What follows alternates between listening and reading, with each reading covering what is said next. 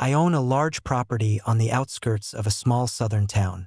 Most of my land is a swampy conservation area that I've legally maintained for years.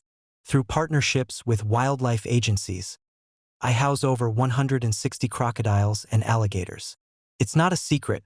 There are posted signs everywhere, a double fence line, and even warning notices from the county. My land isn't a park or lakefront venue, no matter how badly the local HOA Karen wanted it to be. Karen, of course, is the self-appointed queen of the neighborhood. She thinks the HOA rules apply to me even though my property isn't part of their jurisdiction. She's constantly nagging me about tidying up the swamp or removing dangerous animals. I usually ignore her because she has no power over me. But last month, she crossed a line I'll never forget. I came home on a Saturday afternoon to find rows of parked cars lined up outside my gates. At first, I thought maybe someone's GPS had messed up. Then I noticed white tents, folding chairs, and even a giant arch of flowers set up right near the marshy edge of my property. Music was blaring, guests in tuxedos and gowns were laughing, and a full-blown wedding ceremony was underway on my land. At the front of it all, Karen, dressed in some frilly pink wedding planner outfit, waving her arms around like she owned the place. I parked my truck and stormed over. "What the hell is going on here?" I shouted. Karen barely looked at me. "Oh, you're just in time. Don't worry, we'll be gone in a couple of hours. You should feel honored. Your land finally looks beautiful enough to be useful." Useful? I nearly choked. You broke into my property, set up a wedding, and brought over 100 people. Right next to the crocodile enclosures? She rolled her eyes. "Don't be dramatic. I told everyone it was a lakeside venue. Nobody wants to hear about your silly little animals." I pointed to the posted danger. Crocodiles? And no trespassing signs she had clearly ignored.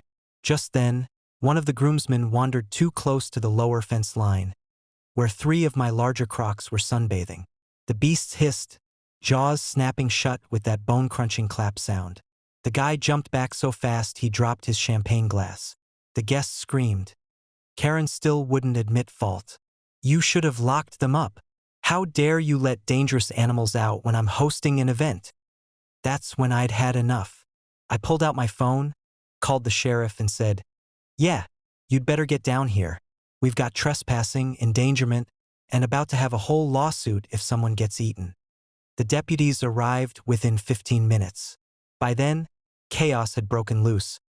Kids were crying. The bride was furious that her dream photo shoot was ruined by monsters. And Karen was yelling that I had sabotaged her event. The sheriff didn't buy a word of it. After confirming the property lines, which I had neatly documented with deeds and maps, he turned to Karen and said, "Ma'am, you're lucky no one was hurt.